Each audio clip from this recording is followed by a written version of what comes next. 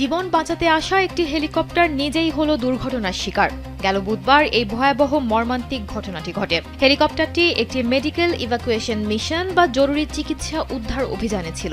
বৃহস্পতিবার দেশটির বেসামরিক বিমান চলাচল কর্তৃপক্ষ এবং সংবাদ মাধ্যম আল জাজিরা এই তথ্য নিশ্চিত করেছে। দুর্ঘটনায় ককপিটে থাকা পাইলট থেকে শুরু করে সেবারত কর্মী এবং পর্যটক কেউই রক্ষা পায়নি। মর্মান্তিক এই দুর্ঘটনায় নিহত হয়েছেন মোট ৫ জন। নিহতদের মধ্যে ছিলেন একজন পাইলট, একজন ডাক্তার, একজন ট্যুর গাইড এবং ২ জন বিদেশি পর্যটক। কর্তৃপক্ষ এখনো পর্যন্ত নিহত পর্যটকদের নাম বা তারা কোন দেশের নাগরিক সে সম্পর্কে কোনো আনুষ্ঠানিক তথ্য প্রকাশ করেনি। আফ্রিকার ছাদ হিসেবে পরিচিত মাউন্ট কিলিমানজারোতে এই মর্মান্তিক ঘটনাটি ঘটে।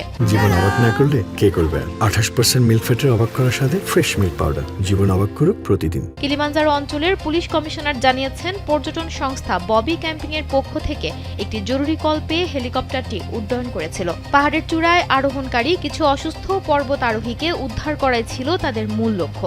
উড্ডয়নের কিছু সময় পরই পাহাড়ের উচ্চাঞ্চলীয় এলাকা কিবোহাট এবং বারাফু ক্যাম্পের মধ্যবর্তী স্থানে হেলিকপ্টারটি বিধ্বস্ত হয়। দুর্ঘটনার পরপরই বিশেষ জরুরি উদ্ধারকারী দল ঘটনাস্থলে পাঠানো হয়। পাহাড়ের প্রতিকূল আবহাওয়া নাকি যান্ত্রিক গোলযোগ, ঠিক কী কারণে উদ্ধারকারী এই যানটি বিধ্বস্ত হলো তা জানতে উচ্চ পর্যায়ের তদন্ত শুরু করেছে তানজানিয়ার বেসামরিক বিমান চলাচল কর্তৃপক্ষ।